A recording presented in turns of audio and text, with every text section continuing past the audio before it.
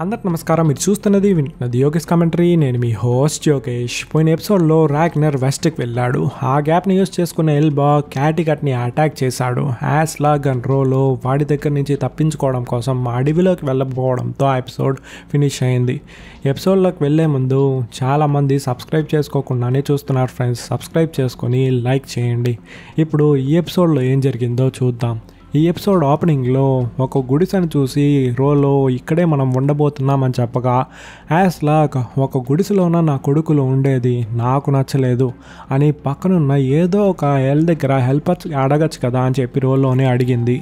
రోలో లేదు, అలా చేస్తే ఎల్బాకి తెలిసిపోతుంది. ప్లస్ మన దగ్గర ఆహారము నీళ్లు లేదు, అంతేకాకుండా వింటర్ కూడా స్టార్ట్ అవబోతుంది. సో ఇక్కడే ఉండబోతున్నాము, ఇక్కడే ఉండడమే మనకు సేఫ్ అని చెప్పాడు. సిగ్గి అవును రోలో చెప్పిందే కరెక్ట్, ఇలాంటి సిచ్యువేషన్ లో కూడా మీ కొడుకులు ఉంటేనే ఇంకా స్ట్రాంగ్ అవుతారు అని చెప్పి తీసుకెళ్ళింది. యాస్లాకి ఈ విషయం అస్సలు నచ్చలేదు. ఇక్కడ క్యాటిగట్ లో ఎల్బాగ్ అక్కడున్న మిగిలిన ప్రజలతో రాగ్నర్ వాడి కడియంపై ప్రతిజ్ఞ చేసి వెస్ట్ కి తీసుకెళ్తా అని చెప్పాడు. కానీ తీసుకెళ్ళలే, వాడి ప్రతిజ్ఞను మీరాడు.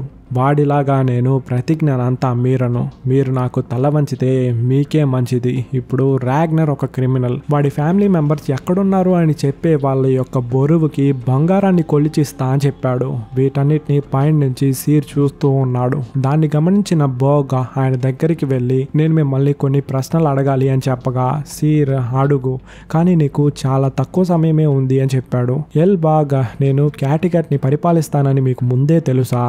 సీర్ దేవుడు నాకు అన్ని విషయాల్ని చెప్పడు, ఆయనకి ఏ విషయం చెప్పాలి అనిపిస్తుందో ఆ విషయం మాత్రమే నాకు కనిపించేలాగా చేస్తాడు. ఎల్బాగ్ సరే అయితే నాకు ఏం జరుగుతుంది ఫ్యూచర్లో అని అడిగాడు. సీర్ కొంచెంసేపు కళ్ళు మూసుకొని నాకు గ్రద్ద కనిపిస్తూ ఉంది, అది ఆకాశం చుట్టూ తిరుగుతూ ఉంది, ఆ గ్రద్ద ఇంకెవ్వరూ కాదు నువ్వే అని చెప్పాడు. ఎల్బాగ్ గ్రద్ద అని చెప్పి ఆశ్చర్యపడి గ్రద్ద వచ్చిందంటే మంచి శకునం అని చెప్తారు, అంటే నేను కింగ్ అవ్వబోతున్నానా అని అడిగాడు. అందుకు సీర్ ఏం సమాధానం చెప్పాడో మనకి చూపించలే. కట్ చేస్తే వెసెక్స్ లో ఆ బిషప్ రాగ్నర్ చెప్పిన విషయాన్ని సభలో అందరికీ చెప్పాడు. కింగ్ ఎగ్బర్ట్ కూడా వాళ్ళతో శాంతి పద్ధతితో వెళ్ళడం మంచిదే అనే విధంగా చెప్తూ ఉన్నప్పుడు అక్కడ సభలో ఉన్న ఇంకొకడు వాళ్ళని మనం ఎలా నమ్మడం, అలాగే నమ్ముదాం అనుకుందాం, ఒకవేళ లోపలికి వచ్చి కింగ్ ని చంపేస్తే అందుకు కింగ్ ఎగ్బర్ట్ నా కొడుకైన ఏథన్ వుల్ఫ్ ని వాళ్ళకి బందీగా పంపిస్తాను, అదేలాగా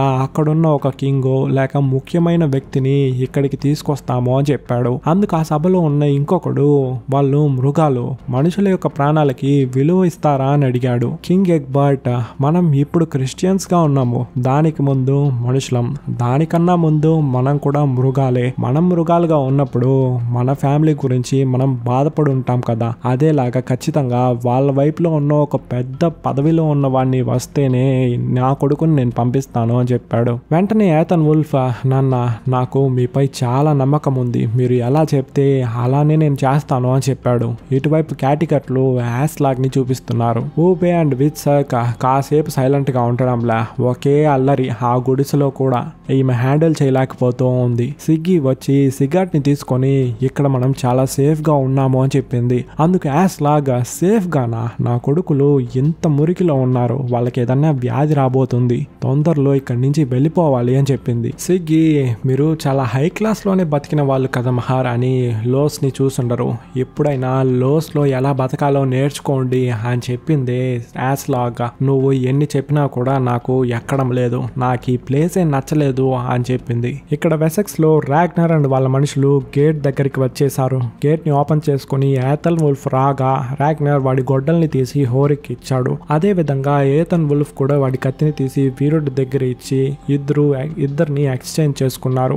రాగ్నర్ గేట్ లోపలికి వచ్చిందే గేట్ ని క్లోజ్ చేసేసారు. లోపలికి వచ్చిన రాగ్నర్ ని ఎగ్బర్ట్ దగ్గరికి తీసుకెళ్లే దారిలో చాలా శిల్పాలు ఉంది. దాన్ని చూస్తూ వచ్చిన రాగ్నర్ ఒక శిల్పం దగ్గర ఆగి వీటన్నిటిని ఎవరు చేశారు అని అడిగాడు. అందుకు ఎల్డర్స్ మెన్ లో ఒకడు మాకు తెలీదు, ఏదో పెద్ద పెద్ద జైంట్స్ చేశారని చెప్పుకుంటున్నారు అని చెప్పి కింగ్ ఎగ్బర్ట్ యొక్క స్విమ్మింగ్ పూల్ దగ్గరికి తీసుకొచ్చాడు. లోపలికి వచ్చిన వెంటనే ఎగ్బర్ట్ అందరినీ బయటికి వెళ్ళమని చెప్పేశాడు. అక్కడ ఉన్న వీరులందరూ బయటికి వెళ్ళిపోయారు. రాగ్నర్ తో నువ్వు నాతో వచ్చి స్విమ్మింగ్ పూల్ లో జాయిన్ అవ్వచ్చు కదా అని అడిగాడు. వెంటనే రాగ్నర్ వాడి బట్టలంతా విప్పేసి స్విమ్మింగ్ పూల్ లోకి దిగగా ఎగ్బర్ట్ చూసావా, ఇప్పుడు మనమిద్దరం సమానం అయిపోయాము. సరే, ఇప్పుడు మన మీటింగ్ ని స్టార్ట్ చేద్దాము. వించెస్టర్ ని మీరు అటాక్ చేసిన తర్వాత మీ దగ్గర చాలా గోల్డ్ దొరుకుంటుందిగా, దాని తర్వాత కూడా వెళ్ళిపోకుండా ఇంకా ఇక్కడే ఏం చేస్తున్నారో అని అడిగాడు. అందుకు రాగ్నర్ నాకు చాలా విషయాల్ని కనిపెట్టడం ఇష్టం, అలాగే నేను ఈ దేశాన్ని కనుక్కున్నాను.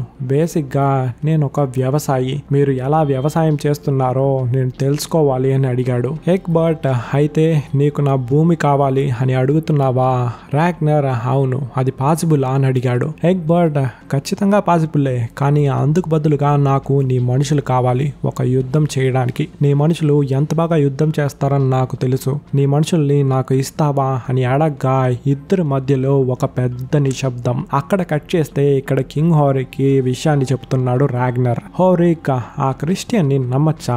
నమ్మకద్రోహం చేయడు అని ఎలా నమ్మడం? వాడిని చూస్తుంటే నమ్మే విధంగా ఉందే అని వీళ్ళు ఇలా మాట్లాడుకుంటూ ఉంటే అక్కడ ఒక షిప్ రావడం హోరిక్ చూసి ఇది నా షిప్ లాగే ఉంది అని చెప్పి దగ్గరికి వెళ్ళి హే థార్వర్డ్, ఏంటి నువ్వు ఇక్కడ ఏం చేస్తున్నావు అని అడిగాడు. అందుకు వాడు నేను రాగ్నర్ లాత్బ్రోకి ఒక చేదు విషయాన్ని తీసుకొచ్చాను అని చెప్పి రాగ్నర్ దగ్గరికి వెళ్ళి ఎల్బాగ్ నీ ప్లేస్ ని ఆక్రమించాడు, నీ ఫ్యామిలీ ఇప్పుడు ఎక్కడుందో కూడా మాకు తెలియట్లేదు అని చెప్పిందే రాగ్నర్ క్యాటికట్ కి బయలుదేరాలి అని చెప్పి అన్నిటినీ సర్దుకుంటూ ఉన్నాడు. హోరిక్ సరే నువ్వు వెళ్ళు, నేను ఇక్కడే ఉండి విషయాన్ని చూసుకుంటాను అని చెప్పాడు. రాగ్నర్ వాళ్ళు మాట్లాడే భాష మీకు అర్థం కాదు, మీరెలా హ్యాండిల్ చేస్తారు అని అడగ్గా హోరిక్ హెథల్స్టన్ ఇక్కడే ఉంటే ఈ డీల్ ని నేను పూర్తి చేస్తాను అని చెప్పాడు. రాగ్నర్ హెథల్స్టన్ ఒక ఫ్రీ మెన్, వాడి డిసిషన్ ని వాడే తీసుకోవచ్చు అని చెప్పగా హెథల్స్టన్ నేను ఇక్కడే ఉండి కింగ్ హారిక్ హెల్ప్ చేస్తాను అని చెప్పిందే రాగ్నర్ కి షాకు. ఎందుకంటే హారిక్ ఒక కింగ్, వాడి చెప్పిన విషయాల్ని మనం ఖచ్చితంగా చేసి తీరాలి. సో హెథల్స్టన్ యొక్క డిసిషన్ అని చెప్తే హెథల్స్టన్ మనతోనే వస్తాడు అని చెప్పి రాగ్నర్ అనుకున్నాడు. కానీ హెథల్స్టన్ అటువైపు పల్టీ కొట్టేశాడు. హే హెథల్స్టన్, నీకు నా ఫ్యామిలీని బాగా తెలుసు, నువ్వు నాతో రావా అని అడగ్గా రాగ్నర్ నాకు నీ ఫ్యామిలీ అఫెక్షన్ ఉంది, కానీ నీకు నీ ప్రజలకి ఈ డీల్ ఎంత ముఖ్యమని నాకు తెలుసు అని చెప్పాడు. యాక్చువల్ గా రాగ్నర్ కి హెథల్స్టన్ ఇక్కడే ఉండడం అస్సలు ఇష్టం లేదు. సరే, రేపు బోట్స్ ఇక్కడి నుంచి బయలుదేరబోతూ ఉంది, నువ్వు రావాలంటే రావచ్చు అని చెప్పి అక్కడ గోడారంలో నుంచి బయటికి వెళ్ళిపోయాడు. నెక్స్ట్ డే మార్నింగ్ అన్ని షిప్స్ బయలుదేరిపోతూ ఉన్నాయి, కానీ హెథల్స్టన్ వెళ్ళలేదు. ఆ షిప్స్ అన్ని వెళ్ళడం దూరం నుంచి చూస్తూ ఉన్నాడు. కట్ చేస్తే ఈ విషయం బియాన్ తెలుసుకొని లాగ్రదాతో రాగ్నర్ వెస్ట్ కి వెళ్ళింది తెలుసుకొని ఆ రాగ్నర్ గాడు క్యాటికట్ ని అటాక్ చేసి ఇప్పుడు పరిపాలిస్తున్నాడంట, మన హెల్ప్ రాగ్నర్ కి కావాలి అని చెప్పాడు. లాగ్రదా ఇప్పుడు మనం ఏమీ చేయలేము, ఇక్కడ ఎల్ సిగ్వార్డ్ నేను కాదు అని చెప్పింది. అందుకు బియాన్ నువ్వు వెళ్ళి అడిగితే ఖచ్చితంగా వాడు హెల్ప్ చేస్తాడు అని చెప్పగా లాగ్రదా ఏమీ చెప్పకుండా అలాగే నిల్చోంది.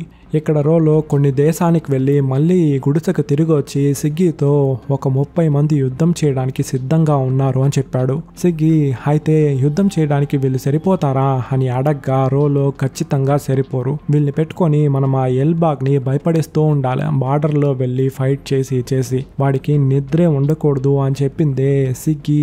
3 సంవత్సరాలకు ముందు నువ్వు ఇలా మాట్లాడతావని నేను అస్సలు అనుకోలేదు, నాకిప్పుడు చాలా సంతోషంగా ఉంది అని చెప్పింది. అందుకు రోలో నన్ను అసలు క్షమించడు అనుకున్న రాగ్నర్ నన్ను క్షమించాడు, వాడిపై నేను ఇంతకాలం ద్వేషాన్ని పెంచుకున్నా అని అనుకున్నా, కానీ ప్రేమను పెంచుకున్నా అని చెప్పి ఇప్పుడే అర్థమైంది అని చెప్పాడు. కట్ చేస్తే లాగ్రదా సిగ్వార్డ్ తో బియాన్ చెప్పిన విషయాన్ని మాట్లాడుతూ ఉంది. రాగ్నర్ గురించి మాట్లాడేట్టుగా ఉంటే నాతో మాట్లాడొద్దు, ఇప్పుడు నేను వేరే మూడ్ లో ఉన్నా, వచ్చి బెడ్ పై పడుకో అని చెప్పగా నేను చెప్పేది విను, ఇప్పుడు ఎల్బాగ్ క్యాటికట్ లో ఉన్నాడు, గోట్లాండ్ లో ఉన్న వాళ్ళ రిలేటివ్స్ వచ్చేస్తే నెక్స్ట్ దగ్గరగా ఉన్న ఎర్ల దేశం నువ్వే, నిన్నే అటాక్ చేస్తాడు, వాడు నిన్ను అటాక్ చేసే ముందు మనమే వెళ్ళి వాడిని అటాక్ చేద్దాము అని చెప్పింది. ఆమె చెప్పే విషయాల్ని పట్టించుకోకుండా బెడ్ పై తోసి డ్రెస్ ని చింపే ఈ సౌండ్ ని విన్న బియాన్ బయట కత్తిని పెట్టుకొని రెడీగా ఉండగా లాగరదా వాణ్ణి కొట్టి సెంటర్లో పట్టుకొని నేను నీ సవతిని కాదు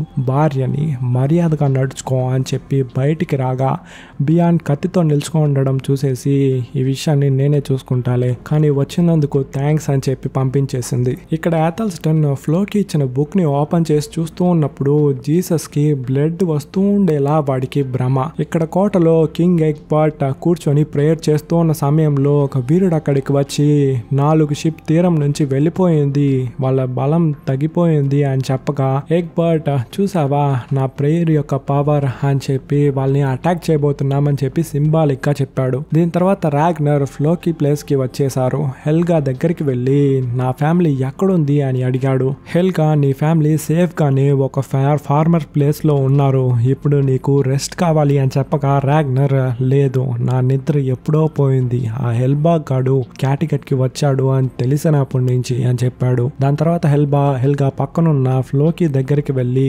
మిగతా బోట్స్ ఎక్కడా అని అడిగింది. ఫ్లోకి వచ్చే దారిలో తుఫాన్ వచ్చింది, అందులో ఆ బోట్స్ చిక్కుకున్నాయి, థోర్ వాళ్ళని చంపేశాడు, వాళ్ళ అరుపులు ఇంకా నాకు వినిపిస్తూ ఉంది అని చెప్పాడు. హెల్గా ఎలాగో నువ్వు ప్రాణాలతో వచ్చేసావు అని చెప్పి కిస్ చేసింది. ఇక్కడ వెసెక్స్ లో వేటకు వచ్చిన యాథల్స్టన్ ని ఇంకొంతమందిని అటాక్ చేస్తున్నారు. అందులో నుంచి తప్పించుకున్న యాథల్స్టన్ ఒక ఫీల్డ్ లో వచ్చి దాక్కోగా ఆ రాత్రంతా అక్కడే నిద్రపోయాడు. నెక్స్ట్ డే మార్నింగ్ వాడి చుట్టూ సోల్జర్స్. యాథల్స్టన్ చేతులు పైకెత్తి నేను మీలో ఒకడిని సరెండర్ అవుతున్నాను, నన్ను రాజు దగ్గరికి తీసుకెళ్ళండి అని చెప్పాడు.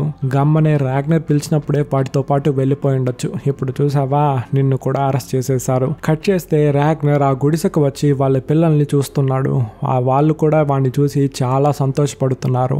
అండ్ 3వ కొడుకు కూడా పుట్టాడు కదా, వాడిని చేతిలో తీసుకొని వీడి పేరేంటి అని అడిగాడు. యాస్లాగా సిగాడ్ స్నేక్ ఇన్ ది ఐ, నేను ఆ రోజే చెప్పాగా మా నాన్న యొక్క పవర్స్ నాకు ఉంది అని చెప్పి, ఇప్పుడైనా నమ్ముతున్నావా అని అడిగింది. అందుకు రాగ్నర్ ఇదేం పెద్ద శాపం కాదు, దేవుడు ఇచ్చిన దీవెన అని చెప్పి అందరినీ నిద్రపోనించి రొమాన్స్ ని స్టార్ట్ చేస్తూ ఉంటే సిగ్గి వచ్చి రోలో వచ్చేసాడు, నీతో మాట్లాడాలంట అని చెప్పింది. కట్ చేస్తే ఇద్దరు తన్నీగా వెళ్ళి క్యాటిగట్ ని ఇప్పుడే అటాక్ చేయాలి అని చెప్పి రాగ్నర్ చెప్పాడు.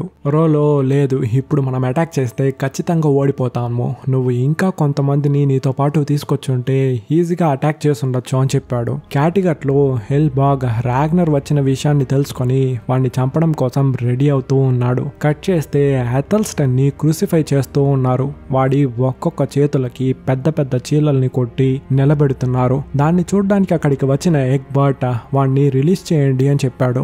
దాన్ని విన్న బిషప్ కి షాక్, వాడిని రిలీజ్ చేసి కింగ్ ఎగ్బర్ట్ తో పాటు తీసుకెళ్తూ ఉన్నాడు. ఇక్కడ రాగ్నర్ యుద్ధానికి మనుషులు లేరే అని బాధపడుతూ ఉంటే లాగ్రత మనుషుల్ని తీసుకొచ్చి ఏంటి రాగ్నర్ ఇబ్బందిలో ఉన్నావని విన్నాను అని అడగ్గా వెనుకలో ఒక యువకుడు వస్తూ ఉన్నాడు. నువ్వు నా కొడుకే కదా అని చెప్పి హక్ చేసుకున్నాడు రాగ్నర్. బియాన్ నాన్న మేము ఇక్కడి నుంచి వెళ్ళాక నాకు నీ మెమరీస్ మాత్రమే వచ్చేది, లైఫ్ లో నిన్ను అసలు చూడననుకున్నా, కానీ ఇప్పుడు నిన్ను అమ్మను పక్కనే చూస్తూ ఉంటే ఇప్పుడే పుట్టిన వాడిలాగా ఫీల్ అవుతున్నా అని చెప్పింది. రాగ్నర్ ఫీల్ అయ్యి హక్ చేసుకున్నాడు. దాన్ని చూస్తున్న లాగ్రదాకి సంతోషం, రా నీతో చాలా విషయాలు మాట్లాడాలి అని చెప్పి లోపలికి తీసుకెళ్లిపోయాడు. అంతే, ఇక్కడితో ఈ ఎపిసోడ్ ఫినిష్ అయింది. నెక్స్ట్ ఎపిసోడ్ రావాలంటే ఈ వీడియోకి కనీసం ఒక 200 లైక్స్ వస్తే తొందరగా వీడియో వస్తుంది. ఆ వీడియోలో నా వాయిస్ మీరు వినేంత వరకు లాట్స్ ఆఫ్ లవ్. టాటా.